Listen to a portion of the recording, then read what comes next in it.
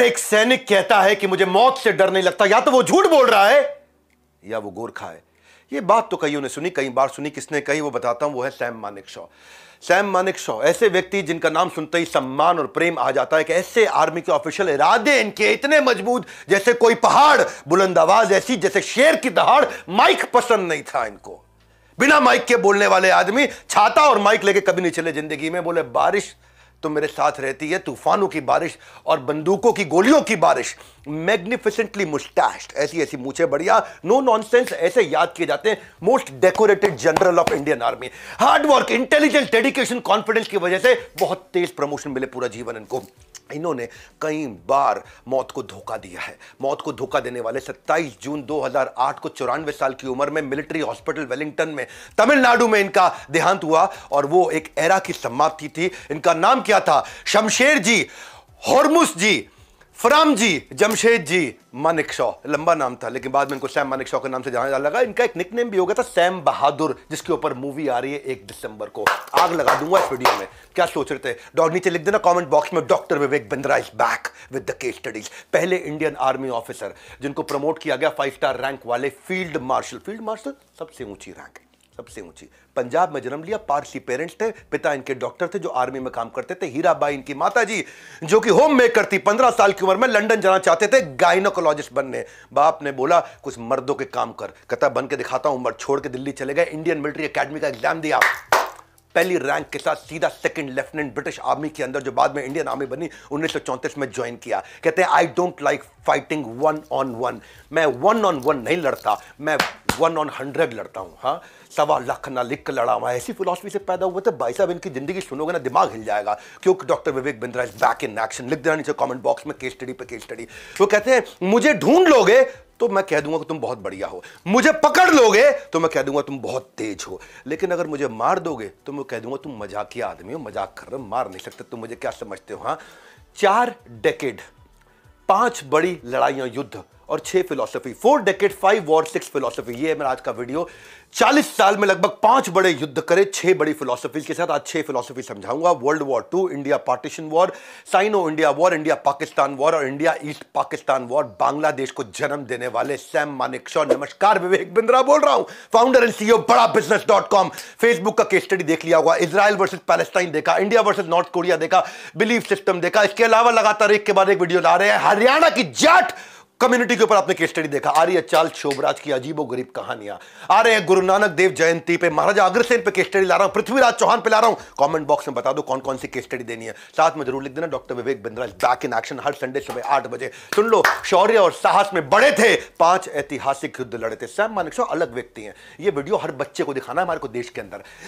आग लगा देंगे सीने के अंदर। हर बच्चे को ये वीडियो देखना बहुत जरूरी है। मैं कहते थे कि I regret that I have only one life to give for my country. ये चाहते थे मुझे हर जीवन मिल जाए जो देश को दे दूं। इनका जो नैक था ना प्लानिंग और कोऑर्डिनेशन का, वो बड़ा अद्भुत था। पता नहीं चाणक्य पंडित के दूसरे अवतार, लेकिन देह शक्ति में महाराणा प्रताप थे। एकदम एकदम छत्रपति शिवाजी महाराज की जय वाली फीलिंग थी इनकी। कंप्लीट अपनी टीम पर ट्रस्ट किया करते थे और ब्रेवरी थी बैटलफील्ड में। India finest military leader India is ever God. ये क्या कविता लिखी इन्होंने अपने बारे में?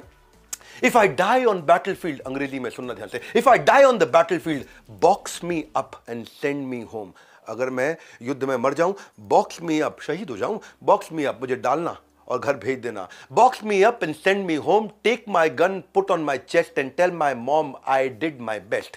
कहते बंदूक रख के पुट ऑन माई चेस्ट, मेरी माँ को बता देना आई डिड माई बेस्ट। बहन के लिए बोले tell my sister not to get upset because if I did not rise after sunset. Upset मत होना अगर मैं सनसेट के बाद नहीं उठा तो। क्या बोले? एंड टेल माई लव, मेरी पत्नी को बोल देना tell my love that I always be with her because I am an eternal Indian soldier. क्या समझे? ये सैम मानेकशॉ है। मिलिट्री क्रॉस का अवार्ड मिला, पद्म भूषण, पद्म विभूषण, पता नहीं भारत रत्न क्यों नहीं मिला। गुस्सा आ रहा है मेरे को बहुत। इनको भारत रत्न मिलना बहुत जरूरी है। लास्ट में सबको रिक्वेस्ट भी करूंगा, ट्विटर पे हैशटैग कैंपेन चलाएंगे। Gallantry award, long service medal award, war medal award. भाई साहब 2 स्टार ऑन माई शोल्डर, कहते हैं 2 star on my shoulder are worthier than the millions of the stars in the sky. कहते ये जो 2 तारे हैं, ये जो 2 तारे हैं, ये जो 2 तारे मेरे कंधे पे हमारे हैं, ये आसमान में हजारों तारों से भी ज्यादा मुझे बड़े बहुत प्यार करते थे। स्टैचू उनके नाम पे कहीं बन चुके हैं। वेलिंगटन में इनके नाम का स्टैचू जहां इन्होंने शरीर छोड़ा था इनके ऑनर में। मानेकशॉ अवार्ड के लिए नहीं बने थे, ये सुन लो भाई लोग, क्या बोल रहा हूँ, मेरे गुस्सा आ रहा। मानेकशॉ अवार्ड के लिए नहीं बने थे,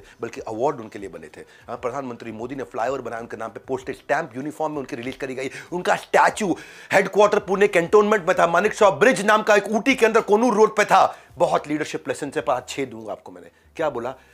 4 दशक, 5 बड़े युद्ध और 6 फिलॉसफी। पहली फिलॉसफी है healthy humour is hallmark of inspirational leadership. कितने मजबूत लीडर हो, लेकिन मजाक भी करना आना चाहिए, मुस्कुराना आना चाहिए, और टीम आपके साथ खुश रहनी चाहिए। 9 गोलियां लगी थी इनको वर्ल्ड वॉर 2 के दौरान, जब ये सैम वर्ल्ड वॉर 2 में ब्रिटिश एंड इंडियन आर्मी की तरफ से जापानीज सोल्जर से बर्मा में लड़ रहे थे ना। जापानीज सोल्जर ने, एक ही आदमी ने सीधा 9 गोलियां की छाती में ठोक दी थी। करेज देखो इनका। छाती में गोली खाने के बाद हंस रहे थे वहां पे। डेविड क्राउन ने अपना मिलिट्री क्रॉस उतार के सैम को पहना दिया, बोला ये जिंदा आदमी को पहनाया जाता है क्योंकि तुम शरीर छोड़ने वाले हो। सैम मानेकशॉ फिर मुस्कुरा दिया। उनका एक फेथफुल सिख सिपाही था शेर सिंह, वो उनको उठा करके ऑस्ट्रेलियन सर्जन के पास ले गया, बोला इनको बचाना, इनको बचाना। ऑस्ट्रेलियन सर्जन बोला ये नहीं बच सकते, अब इनका समय हो गया, 9 गोलियां जा चुकी हैं ये अब। और वो कब की बात कर रहे हैं, आपको 30s 40s की बात कर रहे हैं। उस समय कहां कोई इतनी सारी भयंकर सर्जरी के लिए इतने इक्विपमेंट नहीं होते थे वहां पे जाकर के जंगल के अंदर युद्ध के बीच में। पर फिर भी ऑस्ट्रेलियन सर्जन ने पूछ लिया, सैम क्या हुआ तुमको? तो सैम फिर ऐसे कह रहे, हुआ तो कुछ नहीं, गधे ने लात मार दी थी। ऑस्ट्रेलियन सर्जन सोचा, यार क्या आदमी है ये, 9 गोली खाने के बाद हंस रहा है, मजाक कर रहा है, अभी भी गधे ने लात मार दी थी। बोला गोलियां 9 खाई थी सीने में, देश के लिए मजा आता था जीने में। ऐसा आदमी 9 गोली खाने के बाद भी जो मजाक कर सकता है। मौत मेरी महबूबा है, जब आएगी तुझे हंस के गले लगाऊंगा। सर्जन हंसते हुए बोला, बेटा तुझे बचाना पड़ेगा, तू बड़ा जरूरी है हमारे देश के लिए। इसने लार्ज पार्ट उनका इंटेस्टाइन का निकाल दिया, और बहुत कम लोगों को पता है वो जो लार्ज पार्ट इंटेस्टाइन का काट के निकाल के दोबारा सिल करके फिर से इनको रेडी किया ना, बहुत कम लोगों को पता है। उसके बाद से ये क्रंची या फ्राइड या फाइबर या फैट या रॉ प्रोड्यूस या कोई बीन्स और डेयरी या कोई कॉफी या सोडा कुछ नहीं ले सकते थे, और एक कटोरी से ज्यादा एक बार में खा नहीं सकते थे। जो सैम के अंदर जो एस है ना, वो सर्वाइवर का एस है। ये एक ऐसे पॉपुलर फ्यू सोल्जर्स में से थे जिन्होंने कई बार मैसिव फेटल युद्ध के अंदर भी मरते मरते मौत को मार करके फिर वापस आए हैं।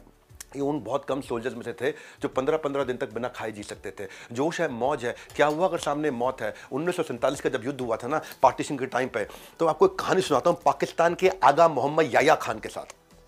ये कहानी सुन के मजा आएगा आपको, ये कहानी सुन के आपका सीना चौड़ा हो जाएगा। थे बड़े अच्छे आदमी, दोस्तों के दोस्त थे। बात ये पार्टीशन से पहले की है।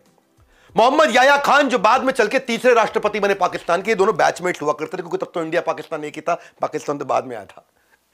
पार्टीशन के टाइम पे सैम मानेकशॉ इतने पावरफुल थे, आपको इसी बात से पता चलता है कि पाकिस्तान ने पूरी जान लगा दी थी इसको बोलने में कि हमारे देश आ जाओ, हमारे देश आ जाओ। ये बोला नहीं, मैं भारत से लड़ूंगा।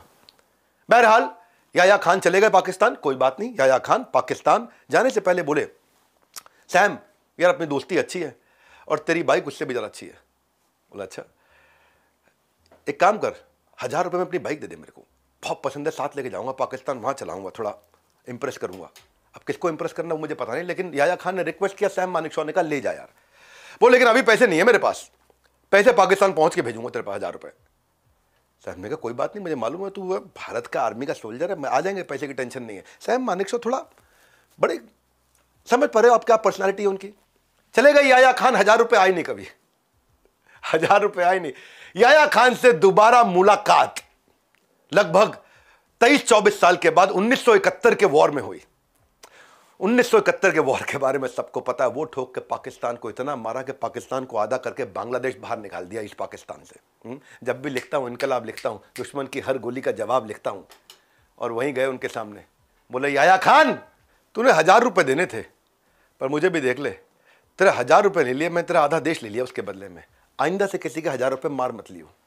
ये था याया खान को मैसेज कि 1000 रुपये के बदले पूरा आधा देश निकाल लिया और बांग्लादेश बना दिया उसको। पावरफुल आदमी है। दूसरी philosophy fearlessness, leadership lesson number 2, डर के साथ लीड करने वाला लीडर नहीं बन सकता। No man is a man until he has become a soldier. इनके लिए आदमी सोल्जर कैसे पता है? सैम एक बार कमांडिंग एक सिख कंपनी को कमांड कर रहे थे। 6 फुट 4 इंच का एक सिख सिपाही बड़ा सोन सिंह, और उसने अप्लाई किया था उसको नायक रैंक के लिए, प्रमोशन होनी थी। सैम मानेकशॉ को अप्रूवल देना था प्रमोशन का, उन्होंने रिजेक्ट कर दिया। बोला ये सोन सिंह को अभी नायक नहीं बनाएंगे, हम बाद में देखेंगे। रिजल्ट पब्लिश हुआ, सोन सिंह नायक नहीं बनाए गए। सोन सिंह जब नायक नहीं बनाए गए, 6 फुट 4 इंच का सिख सरदार। सैम मानेकशॉ छोटे से थे बेचारे, हाइट नहीं थी। सोहन सिंह ने जाकर बाहर सबको बोल दिया इसको तो गोली मार दूंगा। तो सूबेदार सैम के पास भागते हुए आए, सैम मानेकशॉ के पास, बोले साहब सोहन सिंह को हमने अरेस्ट कर लिया है, क्योंकि वो कह रहा है कि वो आपको गोली मार देगा। गोली मारेगा मेरे को? मैं सूबेदार नायक नहीं बना तो गोली मारेगा मेरे को? सैम ने बोला बुला सोहन सिंह को। सोहन सिंह इधर आओ। सोहन सिंह भी आया, अब था 6 फुट 4, लेकिन थोड़ा गर्दन झुका करके आया। मैंने सुना तू मुझे गोली मारेगा सोहन सिंह? सोहन सिंह बोला नहीं साहब गलती हो गई, माफ कर दीजिए, माफ कर दीजिए, माफ कर दीजिए, गलती हो गई, ऐसे ही बोल दिया था, मैं गुस्सा आ गया था। सोहन सिंह के हाथ अपनी पिस्तौल निकाल के लोडेड गन के साथ चक्री घुमाई, पकड़ अभी गोली मार, तुझे मुझे मारना है, ये मेरा ऑर्डर है, तेरे को मार गोली मेरे सर पे। सोहन सिंह बोला साहब गलती हो गई, माफ कर दीजिए सर, गलती हो गई, माफ कर दीजिए। सैम मानेकशॉ को गुस्सा आया, थोड़ा ऐसे ऊपर करके खड़े हुए और जोर से चांटा मारा उसके मुंह पे, बोला भाग यहां से। सोहन सिंह चला गया। 3 घंटे के बाद सूबेदार फिर भागते हुए आया, साहब जी गड़बड़ हो गई, सोहन सिंह कह रहा है इसको कल मारूंगा गोली। उसने बोला दोबारा बोला उसको, सोहन सिंह तू क्या बोल रहा है, कल मारेगा मुझे गोली? गुस्से में सैम मानेकशॉ, नहीं साहब गलती हो गई, गलती। शट अप सोहन सिंह, आज तुम मेरे कमरे के बाहर पहरेदारी करोगे, मैं अंदर सोऊंगा, और सुबह मुझे 5 बजे सोहन सिंह गरम गरम चाय के प्याले के साथ उठाने आओगे। और हुआ वो, सोहन सिंह सारी रात वहां पहरेदारी करता रहा और सुबह 5 बजे उठाया गरम प्याली चाय के साथ में। कई साल के बाद यह किस्सा तो खत्म हो गया, पर एक रिपोर्टर ने पूछा सैम मानेकशॉ क्या आपको डर नहीं लगा कि सोहन सिंह आपको गोली मार देता? सैम ने बोला यार आज पहली बार बताता हूं, अब रिटायरमेंट हो चुका है, डर बहुत लगा था मुझे, कांप रहा था मैं अंदर से, लेकिन अगर मेरी टीम को पता चल जाता ना कि मुझे डर लग रहा है तो पूरी रेजिमेंट बोलती हमारा साहब डरता है। हाँ, और उसके बाद वो उन्हें कभी कमांड नहीं कर पाता, लीड नहीं कर पाता। अपने डर को डराना और डर को मारने की जिम्मेदारी मेरी है। मानेकशॉ का मतलब क्या है? डर जिनसे डरता हो। मानेकशॉ का मतलब क्या है? मौत से जो लड़ता हो, डरपोक नहीं। ये खुद डर को पोक करते थे, पोक, कुछ लोग पोक करते ना, उंगली करना, डरपोक नहीं, डर को पोक करते थे, डेयरिंग दबंग थे ये Sam Manekshaw. Indo China war हुआ था ना, लोग इनसे चिढ़ने भी लगे थे क्योंकि बड़े बड़बोले थे। इनके वन लाइनर्स बड़े फेमस हुआ करते थे, वन लाइनर्स के मामले बड़ा फेमस थे। एक लाइन ऐसी बोलते थे, एक ही आदमी था जो इंदिरा गांधी को स्वीटी बुलाते थे। हाँ, तो इनके ना इस सब चक्कर में लोग इनसे काफी एनवियस हो गए और इनसे चिढ़ने लगे थे। इंडो चाइना वॉर जो था वो 62 के आसपास था। उस समय इनके खिलाफ इंक्वायरी चला दी गई कि ये ब्रिटिशर्स की तरह बोलते हैं, उनकी तरह स्मार्ट है, उनकी तरह एलोक्वेंट है, उनकी तरह जवाब देते हैं, उनकी तरह प्रेजेंटेबल है, उनकी तरह अनुशासित है, जरूर इनका आज भी ब्रिटिशर से कुछ लेना देना है। ऐसा नॉनसेंस एलिगेशन लगा दिया, इंक्वायरी बैठ गई। आर्मी की इंक्वायरी ना बड़ी सीरियस होती है। आर्मी की इंक्वायरी में सस्पेंड कर दिए, कॉर्पोरेट ऑफिसर की इंक्वायरी नहीं है, आर्मी की इंक्वायरी है। लेकिन जब इनको इंक्वायरी के कारण सस्पेंड किया गया और इंडो चाइना वॉर के अंदर हमारी हालत बहुत खराब हो रही थी, बहुत लॉसेस हो रहे थे। डिस्पाइट रनिंग इंक्वायरी प्रधानमंत्री नेहरू ने सैम मानेकशॉ को बुलवाया और उनको बोला सैम तुम जाकर के लीड करोगे इंडो चाइना वॉर में। वो बोले कि मैं तो इस समय मैं सस्पेंडेड हूं। बोले मुझे पता है तुम सस्पेंडेड हो, तुम्हारी इंक्वायरी खत्म, तुम जाके लीड करोगे। तब उन्होंने कमांडर्स के साथ एक मीटिंग करी और एक ही बात की, there be no more withdrawals, कोई पीछे नहीं हटेगा। वो लगभग जब तक वो पहुंचे उनकी लेट एंट्री थी, तब तक वॉर खत्म हो चुका था।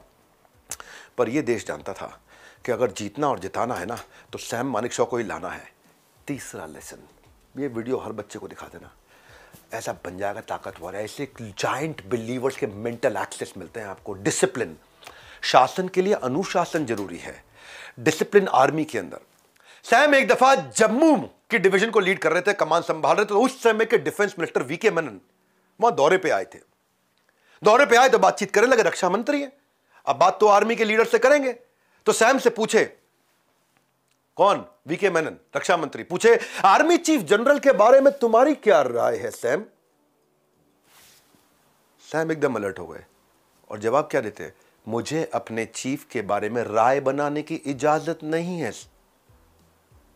और जैसे उन्होंने ये बोला, वीके मेनन उनकी तरफ देखने लगे और फिर आगे बोले, आप आज मुझसे मेरे चीफ की राय पूछ रहे हैं, कल आप मेरे जूनियर से मेरी राय के बारे में पूछेंगे। और अगर सब अपने अपने सीनियर की राय इधर उधर बोलने लग गए, पूरी आर्मी का डिसिप्लिन उसी दिन खत्म हो जाएगा साहब।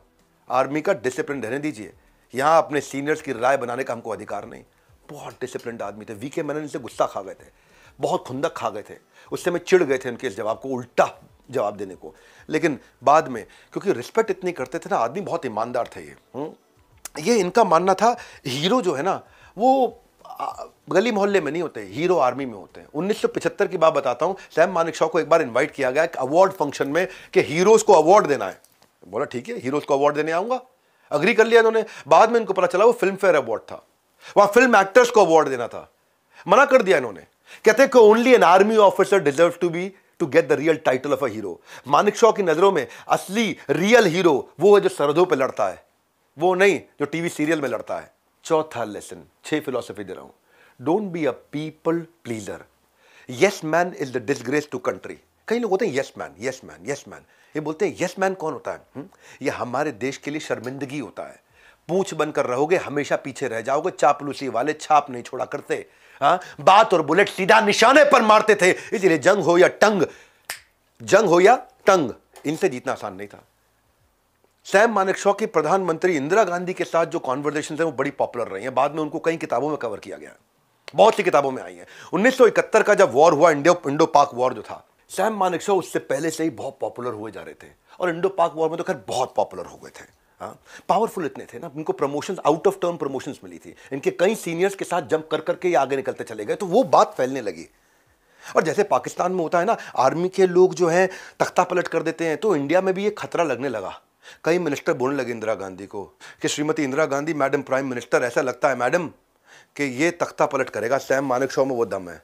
तो पाकिस्तानियों को देख रहा तख्ता पलट करते करते, वहाँ कई, आपको पता है आर्मी वाले वहाँ पे किसी दिन मन करता गवर्नमेंट खत्म कर देते हैं वहाँ पे। तो इंदिरा गांधी को जब कई लोगों ने बोला, उन्होंने सैम मानेकशॉ को बुलाया, सैम इधर आओ। और थोड़ी चिंतित थी, बोले सब लोग कह रहे हैं कि तुम तख्ता पलट करने के मूड में हो, तुम मेरे को हटा करके खुद इस भारत को लीड करना चाहते हो, प्राइम मिनिस्टर को हटा दोगे तुम।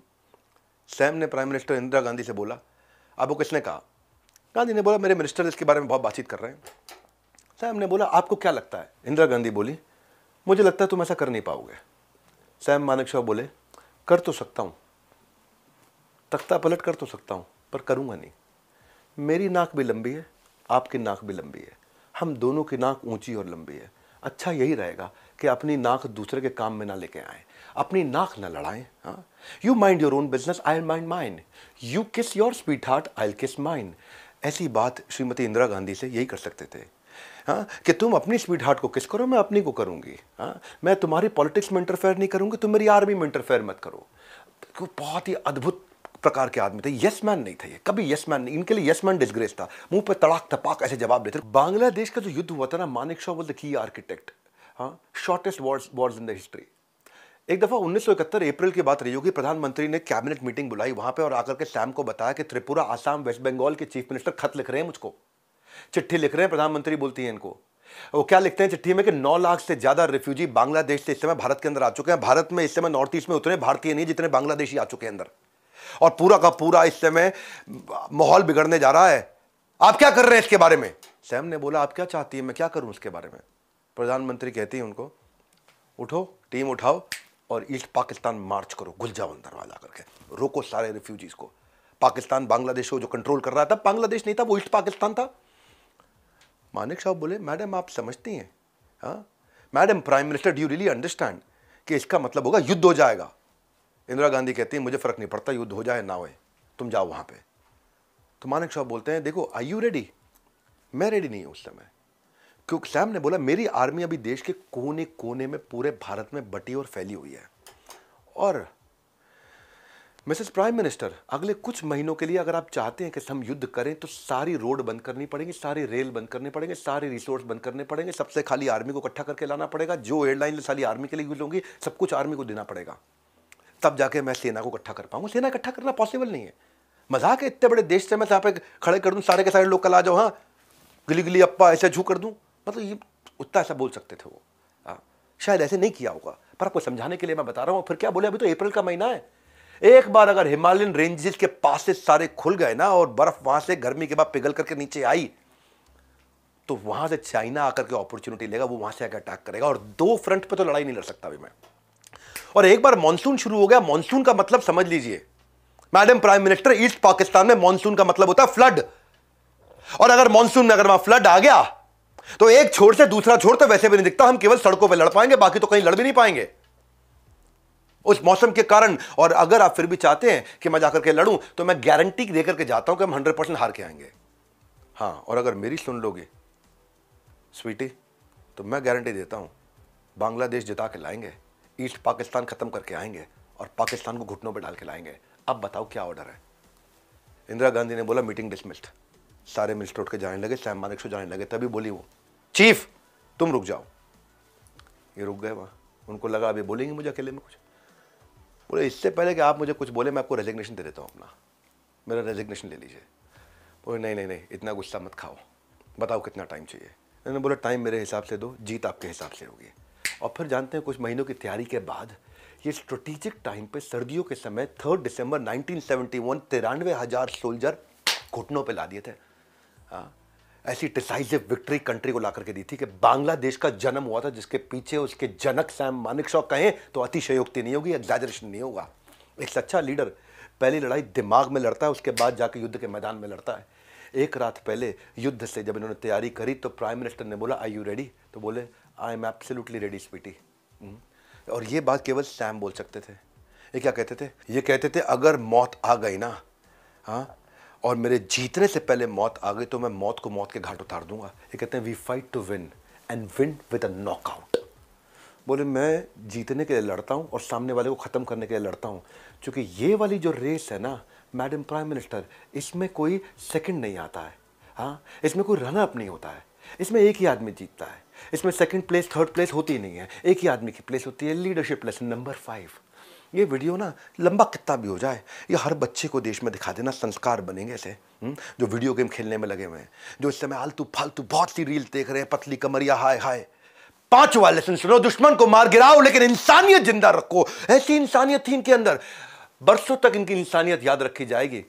ये अपनी इन सर्च ऑफ विक्ट्री, ये अपनी मिलिट्री वैल्यूज को कभी नहीं छोड़ते थे।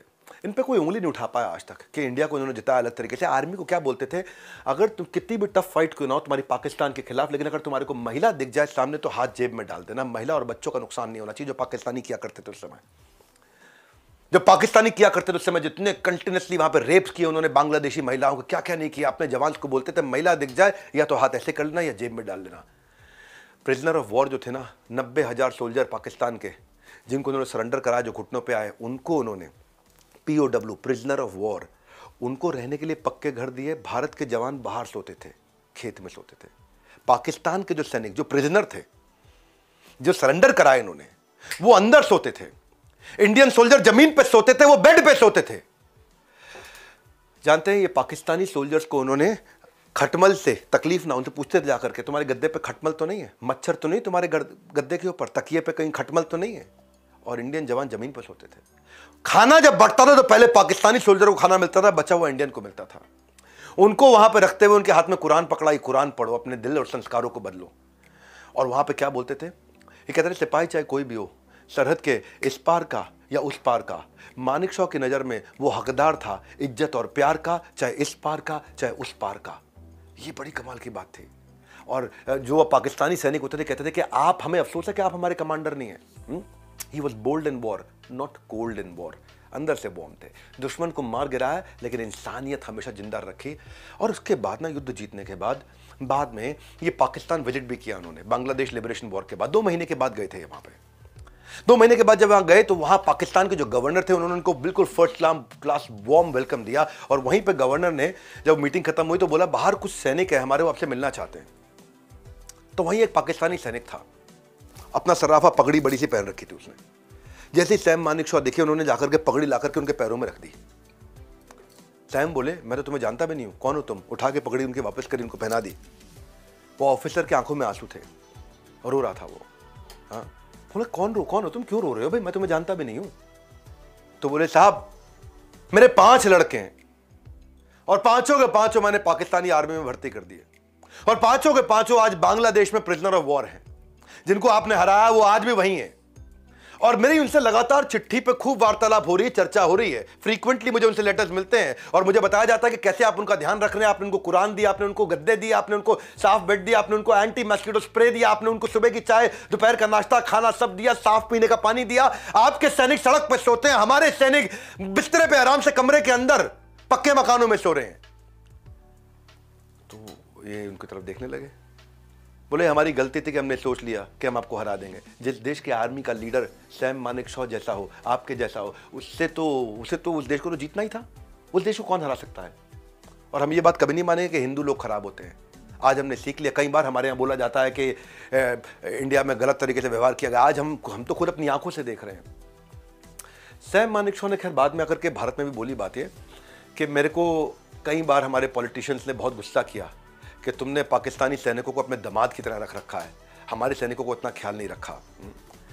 इनके कभी कभार इस व्यवहार से कुछ पॉलिटिकल लीडर्स, खासतौर से जो कांग्रेस के थे पुराने लीडर्स, उनके इनसे रिश्ते बहुत अच्छे नहीं रहे, जिसके कारण इनको बाद में वो इज्जत नहीं मिली जो उनको इज्जत मिलनी चाहिए थी। बहरहाल छठी इनकी philosophy, compassion not just passion. इनमें बहुत पैशन था, बहुत एनर्जी थी, बहुत पैशन था, पर साथ में कंपैशन भी था, बड़ा सॉफ्ट हार्ट भी था अपनी टीम के प्रति, अपनी टीम के साथ में। बहुत हम्बल और बहुत हेल्पफुल थे।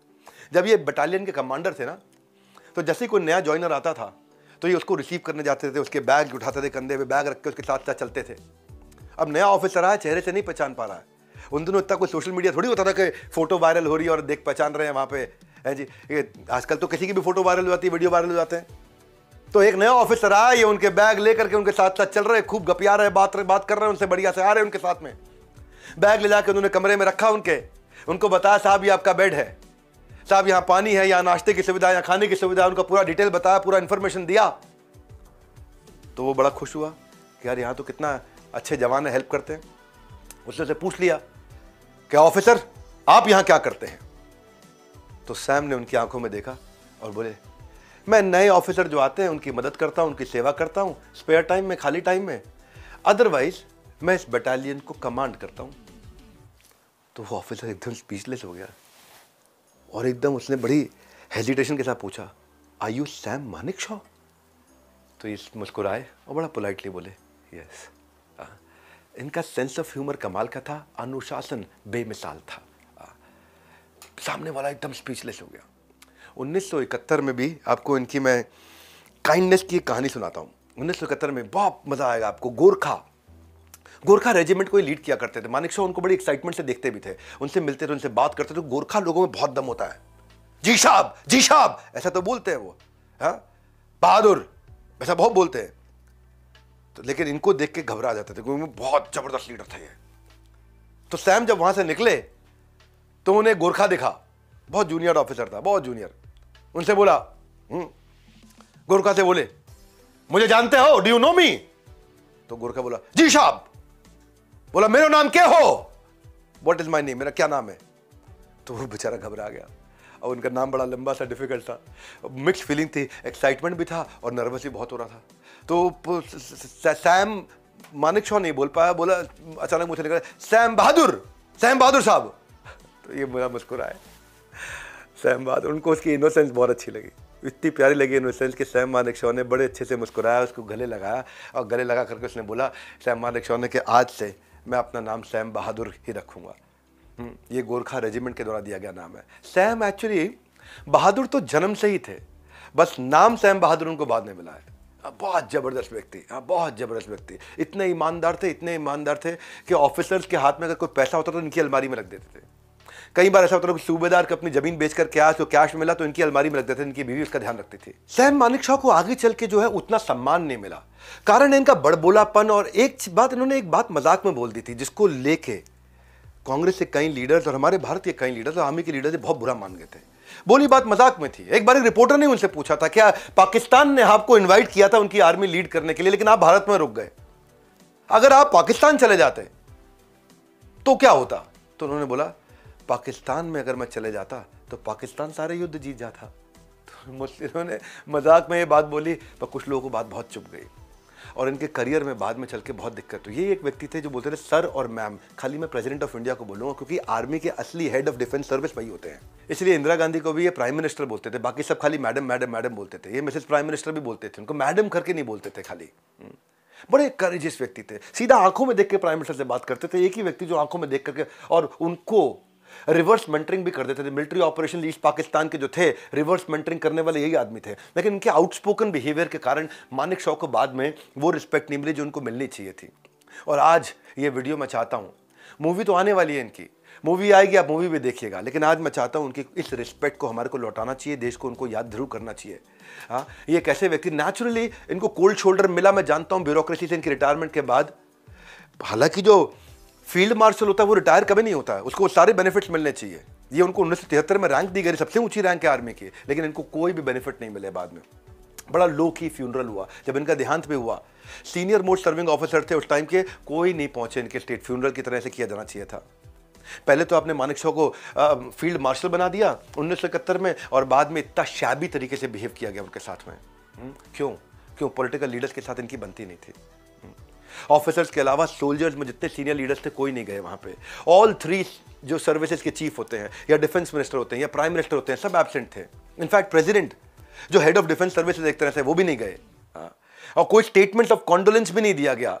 जो आर्मी चीफ उस समय जनरल दीपक कपूर थे, उनकी तरफ से भी कोई स्टेटमेंट नहीं आया। सुरेश मेहता थे उस समय चेयरमैन, जो कि चीफ ऑफ स्टाफ कमेटी के, वहां से भी कोई स्टेटमेंट नहीं आया। इनकी प्रेजेंस वहां पे ड्यूटी नहीं थी, ऑब्लिगेशन थी, पर कोई नहीं गया। आज दर्द होता है, दुख होता है देख करके, जिस व्यक्ति को भारत रत्न मिलना चाहिए, उनके फ्यूनरल पे झंडा झुकाना तो दूर, वहां पे कोई व्यक्ति, उनके फ्यूनरल पे हमारे देश का कोई लीडर नहीं पहुंचा। मानेक शॉ की पर्सनालिटी जो है, कॉन्फिडेंस और गैलेंट्री की personality, field marshal Sam Manek Shaw एक परफेक्ट ब्लेंड थे, विट और विल के। एक ऐसे लेजेंड थे जिसकी भारत को हमेशा जरूरत है, और भारत को ऐसे लेजेंड और चाहिए। वो यस मैन नहीं थे, वो रिवर्स मेंटरिंग कर देने वाले थे। Extra ordinary soldier, first class military leadership, uplift किया कंटिन्यूसली इंडियन आर्मी को पूरी ईमानदारी के साथ, पर उनको वो रिस्पेक्ट और वो रिकॉग्निशन मिला नहीं जो उनको मिलना चाहिए था। इन्होंने फैसले ऐसे लिए जो सदियों के फासले के बाद भी याद किए जाएंगे। आओ सलाम करें उन्हें जिनके हिस्से में मुकाम आता है। खुशनसीब है वो लोग जिनका खून वतन के काम आता है। 9 गोलियां खा करके, मजाक करके अपनी पूरी की पूरी टीम का उत्साह बढ़ाने वाले सैम मानेक शॉ को आज हमारे को याद करने का दिन है। सैम मानेक शॉ 2008 में भले ही देश को छोड़ के चले गए, लेकिन अपने साथ में आर्मी को और देश को एक ब्लूप्रिंट देके गए। मैं भी एक प्रोग्राम चलाता हूं, बिलियनियर्स ब्लूप्रिंट, आज उसकी बात बिल्कुल नहीं करूंगा। आज बात करूंगा केवल सैम मानेक शॉ की। मैं अपने साथ एक कैंपेन रन करने जा रहा हूं। Hashtag Bharat Ratna for Sam Bahadur, hashtag Bharat Ratna for Sam Bahadur, ये सामने लिखा है। इस हैशटैग को कॉपी करिए, मैं नीचे पिन टू टॉप में डाल के जा रहा हूं। Hashtag request by doctor Vivek Bindra. इस वीडियो को देश के हर युवा को दिखाइए, इंस्पिरेशन बढ़ाइए। हमारे साथ जुड़े रहने के लिए प्रेमपूर्वक बहुत बहुत धन्यवाद।